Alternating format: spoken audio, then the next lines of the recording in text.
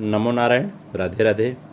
श्रीमद् भगवद गीता के 7वें अध्याय के 15वें श्लोक में जो ज्ञान विज्ञान का विषय है, भगवान अर्जुन से कहते हैं, अर्जुन नमा दुष्कृतिनो मूढ़ा प्रपद्यन्ते नराधमा मायया ज्ञाना असुरम भावमाश्रिता। भगवान कहते हैं, परंतु हे अर्जुन, माया के द्वारा जिसका ज्ञान हरा गया है वे असुर भाव का आश्रय लेने वाले और मनुष्यों में नीच तथा पाप कर्म करने वाले मूढ़ मनुष्य कभी मेरे शरणागति नहीं हो सकते। नमाम दुष्कृतिनो मूढ़ा प्रपद्यन्ते नराधमा। जो दुष्कृति हैं और मूढ़ होते हैं वे भगवान के शरण में नहीं होते। दुष्कृति वे होते हैं जो नाशवान, परिवर्तनशील, प्राप्त पदार्थों में ममता रखते हैं और अप्राप्त पदार्थों की कामना करते हैं। कामना पूरी होने पर लोभ और कामना की पूर्ति में बाधा लगने पर क्रोध पैदा होता है। इस तरह जो कामना में फंसकर व्यभिचार आदि शास्त्र निषिद्ध विषयों का सेवन करते हैं, लोभ में फंसकर झूठ, कपट, विश्वासघात, बेईमानी आदि पाप करते हैं, वे क्रोध के वशीभूत होकर, वही लोग जब क्रोध के वशीभूत होते हैं तो द्वेष करते हैं, वैर करते हैं, दुर्भावपूर्वक हिंसा करते हैं, आदि पाप करते हैं। इन्हें दुष्कृति कहा जाता है। इनकी कृति बुरी कृति के लोग हैं।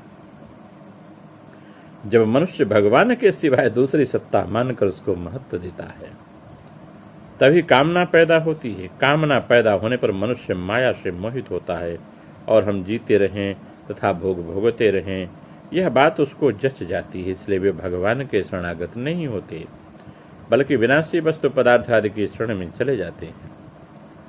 तमोगुण की अधिकता होने पर सार असार, नित्य नित्य, सत असत, ग्राह्य त्याज, कर्तव्य अकर्तव्य आदि की तरफ ध्यान न देने वाले भगवद विमुख मनुष्य मूढ़ हैं। दुष्कृति और मूढ़ पुरुष परमात्मा की तरफ चलने का निश्चय ही नहीं कर सकते, फिर वे परमात्मा की शरण में क्या हो सकते हैं। कहने का भाव कि ये दुष्कृति और मूढ़ मनुष्य पशुओं से भी नीचे हैं, नराधम हैं। पशु तो फिर भी अपनी मर्यादा में रहते हैं, पर वे मनुष्य होकर भी अपनी मर्यादा में नहीं रहते। पशु तो अपनी योनि भोग कर मनुष्य योनि की तरफ आ रहे हैं और ये मनुष्य होकर जिनको कि परमात्मा की प्राप्ति करने के लिए मनुष्य शरीर दिया है, पाप अन्याय आदि करके नरकों और पशु योनियों की तरफ जा रहे हैं। ऐसे मूढ़तापूर्वक पाप करने वाले प्राणी नरक के अधिकारी होती हैं। ऐसे प्राणियों के लिए भगवान ने गीता में कहा है कि द्वेष रखने वाले, मूढ़, क्रूर और संसार में नराधम पुरुषों को मैं बार बार आसुरी योनियों में गिराता हूँ। वे आसुरी योनियों को प्राप्त होकर फिर घोर नरक में जाते हैं।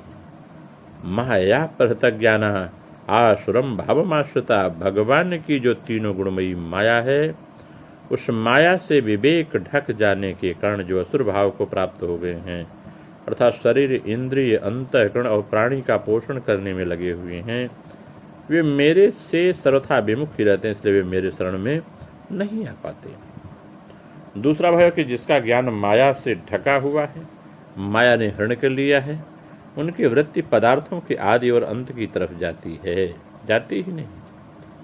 उत्पत्ति विनाशशील पदार्थों के प्रत्यक्ष नश्वर देखते हुए भी वे रुपये, पैसे, संपत्ति आदि के संग्रह में, मान, योग्यता, प्रतिष्ठा, कृति आदि में आसक्त रहते हैं और उनकी प्राप्ति करने में ही अपनी बहादुरी और उद्योग की सफलता इतिश्री मानते हैं। इस कारण वे यह समझ ही नहीं सकते कि जो अभी नहीं है उसकी प्राप्ति होने पर भी अंत में वह नहीं ही रहेगा, उसके साथ हमारा संबंध नहीं रहेगा। अशु नाम प्राणों का है।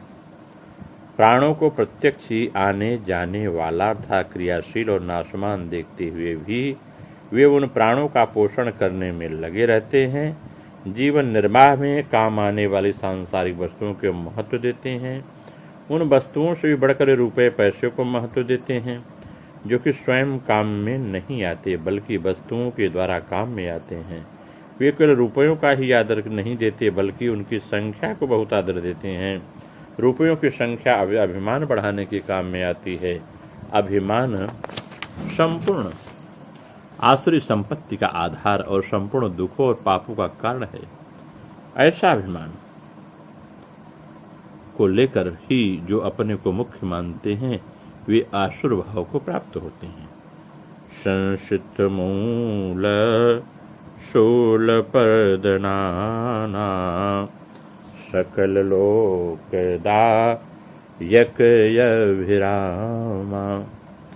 भगवान ने कहा कि दुष्कृति मनुष्य मेरे शरण नहीं हो सकते। फिर कहते हैं सुदुराचारी मनुष्य भी अगर अनन्य भाव से मेरा भजन करता है तो बहुत जल्दी धर्मात्मा हो जाता है तथा निरंतर शांति को प्राप्त होता है। ये कैसे? इसका समाधान यह है कि दुराचारी की प्रवृत्ति परमात्मा की तरफ स्वाभाविक नहीं होती, परंतु अगर वह भगवान के शरण हो जाए तो उसके लिए भगवान की तरफ से मना नहीं है। भगवान की तरफ से किसी भी जीव के लिए किंचन मात्र बाधा नहीं है, क्योंकि भगवान प्राणी मात्र के लिए सम है, उनका किसी भी प्राणी से राग द्वेष नहीं है। दुराचारी से दुराचारी मनुष्य भी भगवान के द्वेष का विषय नहीं है, परंतु प्राणियों पर भगवान का प्यार और कृपा समान ही है। वास्तव में दुराचारी अधिक दया का पात्र है, कारण कि वह अपनी ही महान अहित कर रहा है, भगवान का कुछ भी नहीं बिगाड़ सकता। इसके लिए किसी कारणवश कोई आफत आ जाए, बड़ा संकट आ जाए, उसका कोई सहारा न रहे तो भगवान को पुकार उठेगा।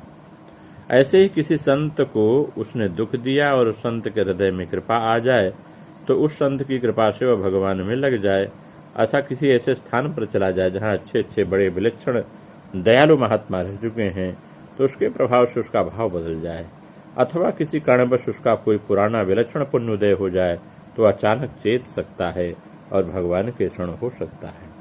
ऐसा पापी पुरुष अगर भगवान में लगता है तो बड़ी दृढ़ता से लगता है, कारण उसके भीतर कोई अच्छाई नहीं होती, इसलिए उसमें अच्छेपन का अभिमान नहीं होता, इसलिए वो तेजी से लग जाता है। इसका अर्थ यह हुआ कि संपूर्ण प्राणियों में भगवान की व्यापकता और कृपा समान है। सदाचार और दुराचार तो उस प्राणियों के कार्य किए हुए हैं, मूल में तो वे प्राणी सदा भगवान के शुद्ध अंश हैं, केवल दुराचार के कारण उसकी भगवान में रुचि नहीं होती। अगर किसी कारणवश रुचि हो जाए तो भगवान उनके लिए किए हुए न देखकर उसके स्वीकार कर लेते हैं।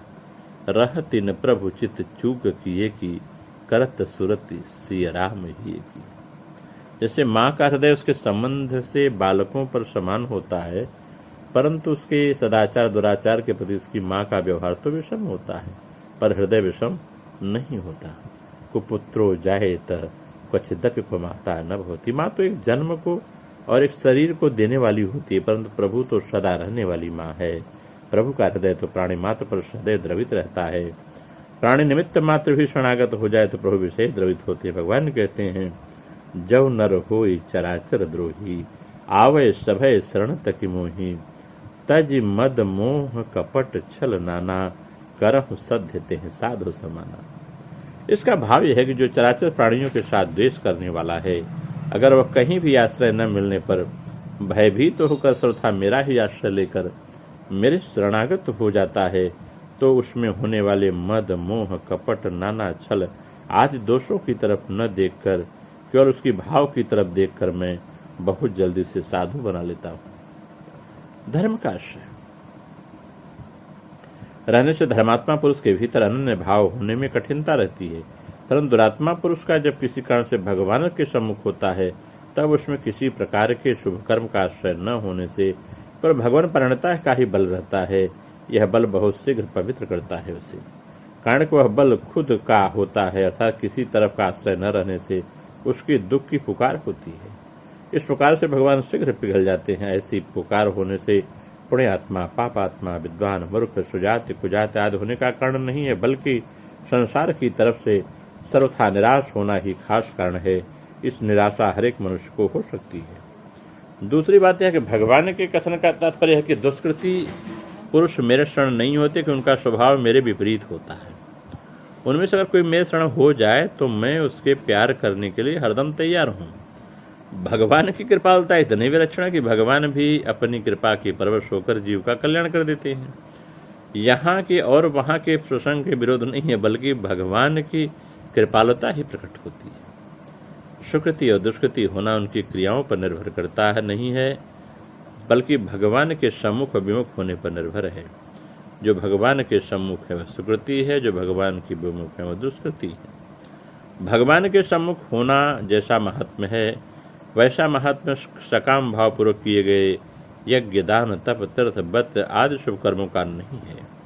यद्यपि यज्ञ दान तप आदि क्रियाएं पवित्र हैं, पर जो अपने को सर्वथा अयोग्य समझकर और अपने में किसी तरह पवित्रता न देकर आर्त भाव से भगवान को सम्मुख रो पड़ता है, उसकी पवित्रता भगवत कृपा से बहुत जल्दी होती है। भगवत कृपा से होने वाली पवित्रता अनेक जन्म किए हुए शुभ कर्मों की अपेक्षा बहुत ही विलक्षण होती है। इसी तरह से शुभ कर्म करने वाले सुकृति भी शुभ कर्मों का आश्रय छोड़कर भगवान को पुकारते हैं, तो उनका भी शुभ कर्मों का आश्रय न रहकर एक भगवान का आश्रय होता है। केवल भगवान का आश्रय होने के कारण वे भगवान के प्यारे भक्त बन जाते हैं। एक कृत्य होती है और एक भाव होता है। कृत्य में बाहर की क्रिया होती है और भाव में भीतर होता है। भाव के पीछे उद्देश्य होता है और उद्देश्य के पीछे भगवान की तरफ अनन्यता होती है। यह अनन्यता कृतियों और भावों से बहुत विलक्षण होती है, क्योंकि वह स्वयं की होती है। उस अनन्यता के सामने कोई दुराचार टिक नहीं सकता।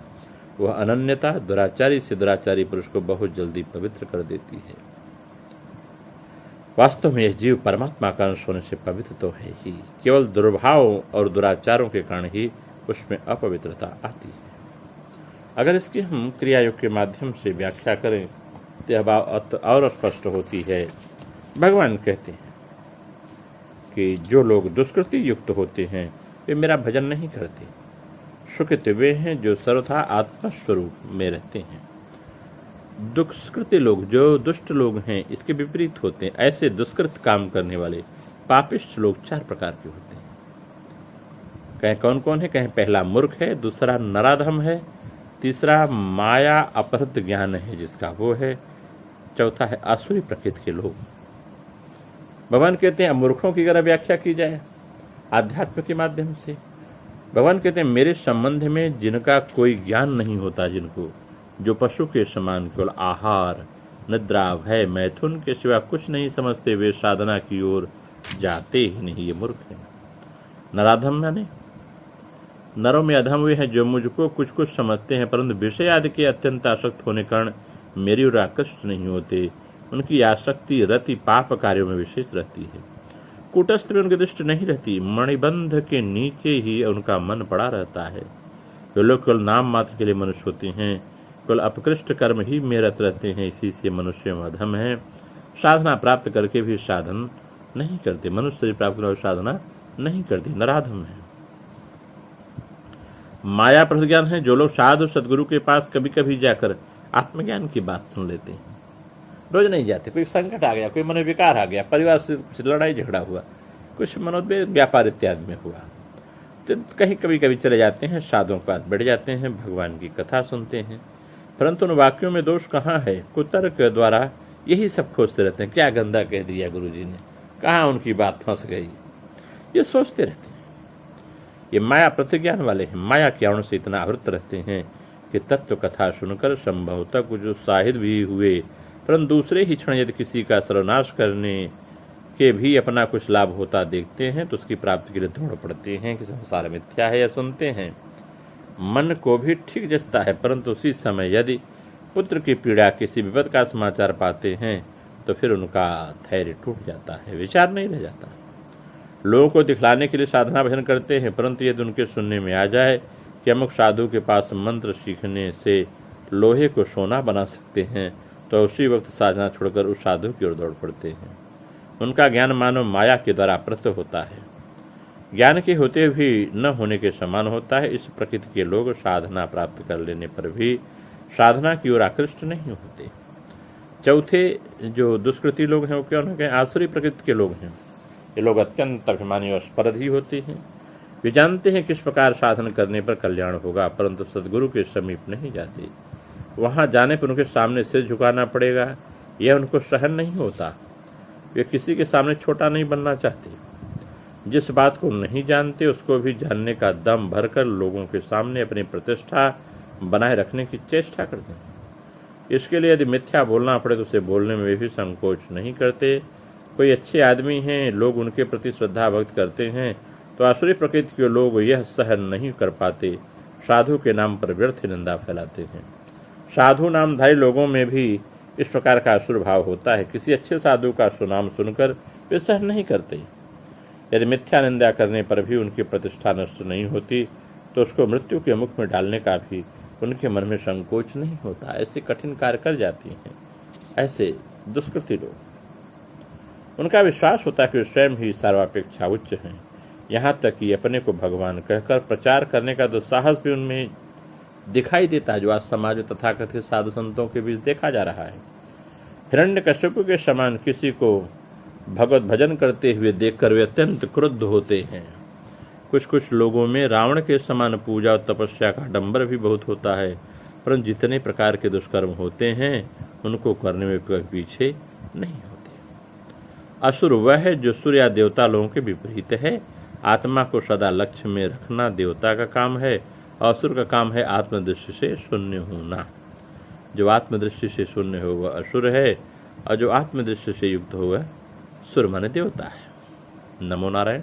राधे राधे। आप सबका मंगल हो।